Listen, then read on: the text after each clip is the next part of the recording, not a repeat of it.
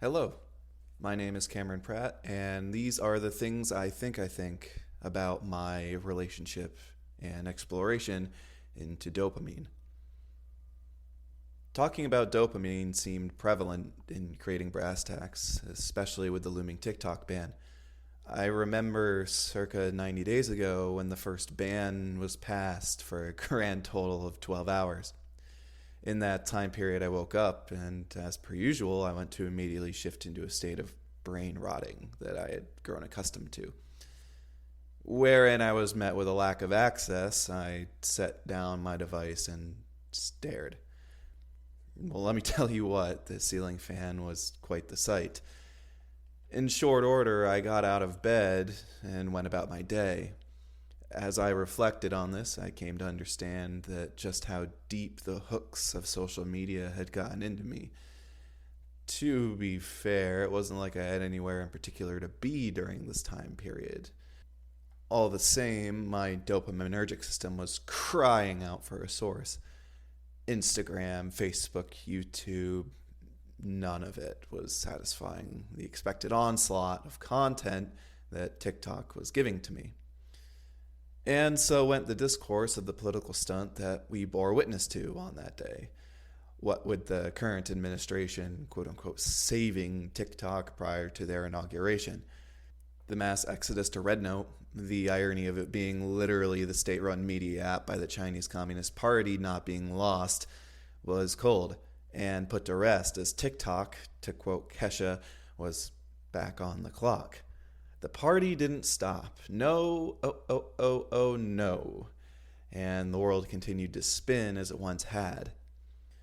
Except now, a brief blip of space had been given towards a place of lack, of quiet, of relative peace. For me, it was a moment of, oh, holy shit, I've fallen into some bad habits.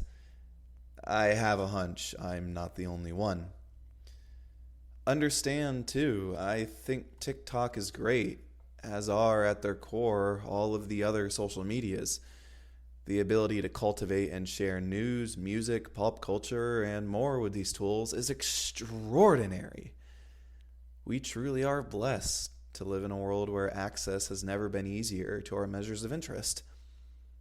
Of course, this doesn't stop discourse on the ever-present, but what about our data? What about privacy? What about ads that seem to know exactly what I was thinking before I thought of it myself? I think the simple answer is that in our current understanding of digital space, to have personalized content is to have part of your person be on display.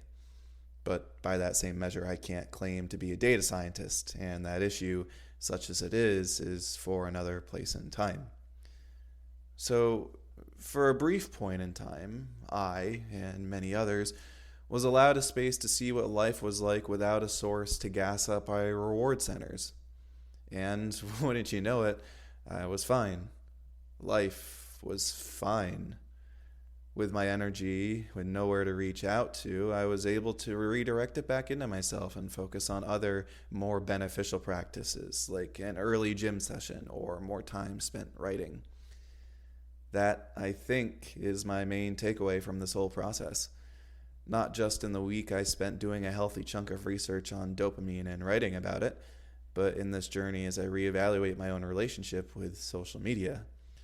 The world demands so much of our energy, and if we don't save some of it for ourselves, we get lost along the way.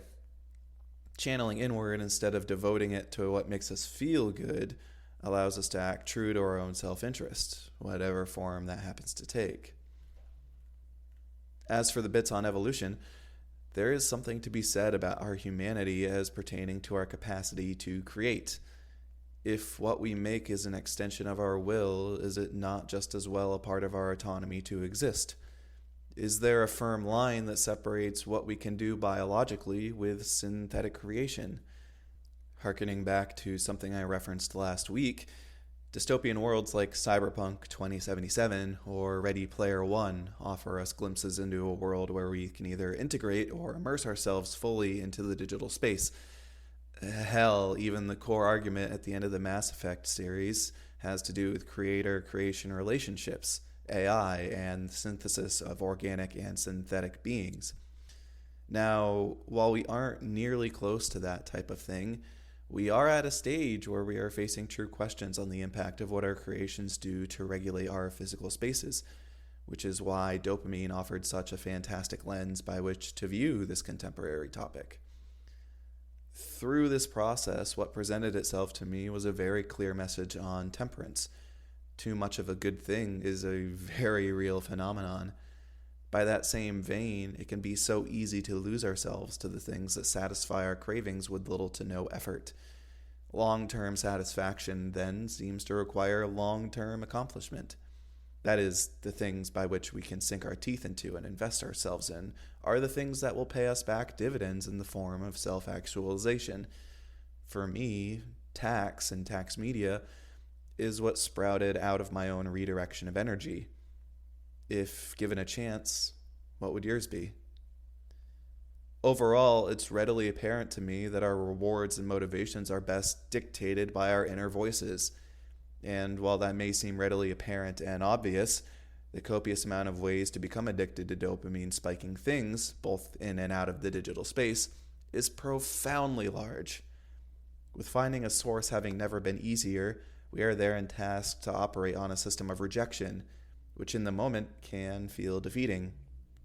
However, this rejection is the cost of accepting our own sense of self, which is all more important to our continued and positive relationship with our own neurochemistry.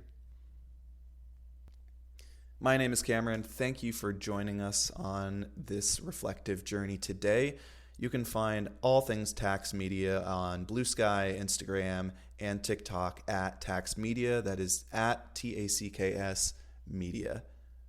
If you enjoyed this piece, be sure to check out the original Brass Tacks column, and be sure to like, subscribe, and share with those people who also might find interest in this subject.